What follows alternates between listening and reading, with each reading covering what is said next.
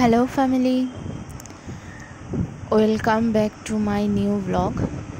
আর আজকে সকালবেলা, এখন বাজে 9টা, আর আমি চলে এসেছি রান্নাঘরে। তো বসিয়ে দিয়েছি ছানা আর বাঁধাকপির তরকারি। আর যেহেতু এখন অমাবস্যা চলছে, সেই জন্য মায়ের জন্য নিরামিষ রান্নাগুলো আগে করে নিচ্ছি। মায়ের জন্য বাঁধাকপি বানালাম, আর এই যে সোয়াবিন আলুর তরকারি, এই দুটোই বানিয়ে দিয়েছি। আর মা এই যে নাতিকে নিয়ে ঘুরছে। আর ছেলে সারাদিনই এখন মায়ের কাছে থাকে, যেহেতু মা এখন রান্নাবান্না কিছু করতে পারবে না, আমি রান্নাবান্না করছি। আর এরপর আমি চলে আসলাম আবার রান্নাঘরে। আর মা তো নাজেহাল হয়ে যাচ্ছে ছেলেকে রাখতে গিয়ে। তো আমি এখন দুপুরের আমাদের যে মাছ হবে সেটা করে নিচ্ছি। বড়ি দিয়ে মাছের ঝোল করছি। তো প্রথমে আমি বড়িটা ভালো করে ভেজে নিলাম, এরপরে মাছগুলো দিয়ে দিলাম। মাছগুলো বেশ লাল লাল করে ভেজে নিচ্ছি।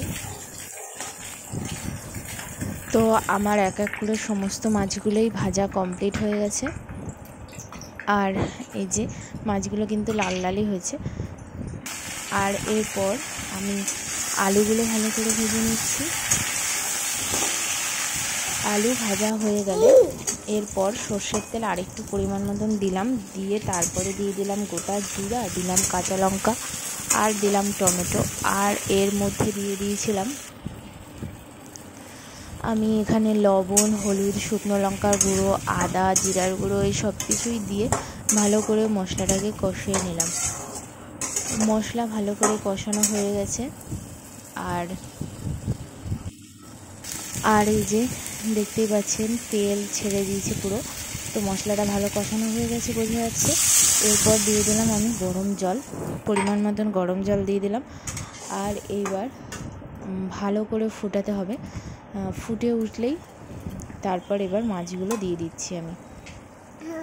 আর গরম জল দিয়ে রান্না করলে রান্নাটা কিন্তু ভালো হয়, মানে পানসা টাইপ হয় না, আর খেতেও ভালো লাগে। তো মাছগুলো দিয়ে দেওয়া হয়ে গেল।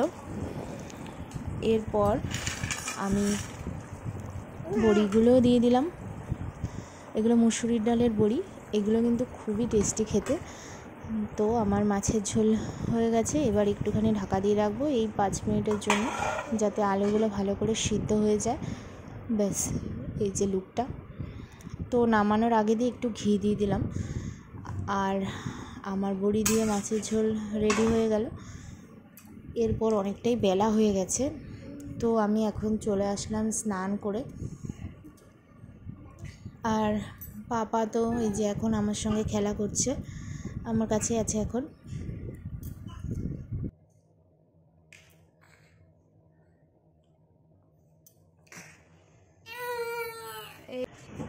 এরপর খাওয়া দাওয়া করে শুয়েছিলাম।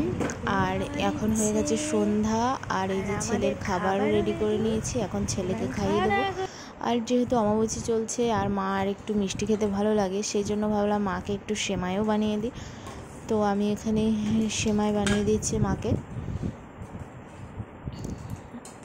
আর অমাবস্যার মধ্যে মা নিরামিষ খাচ্ছে, এমনি অমাবস্যাটা পালন করছে না, কিন্তু নিরামিষটা খায়।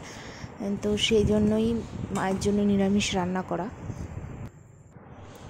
আর এরপর আমি দুধ চা বানিয়ে নিচ্ছি সকলের জন্য, আর লিকার চা বানাইনি।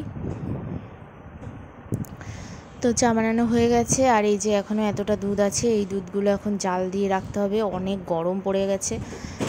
আর এরপর আমাদের বাড়ি থেকে যে ল্যাংড়া আমগুলো আনা হয়েছিল ওগুলো কাটলাম। সেগুলো কিন্তু দেখো তো কোনটা মিষ্টি, এটা একটু টক টক হবে মিষ্টি, লাল দেখো। তো এখন আমাদের গাছের আম খেয়ে নিচ্ছে পাপা, ঠাম্মি বসে বসে খাওয়াচ্ছে।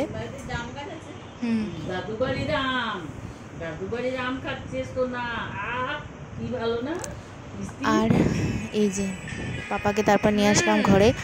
আর কি দুষ্টুমিটা করছে, কি করছো? ওরে ওরে ওরে বাবারে, আজকের ব্লগটা তাহলে এখানেই শেষ করলাম। সকলেই ভালো থাকবে, আর দেখা হবে নেক্সট ব্লগে। এখন টাটা।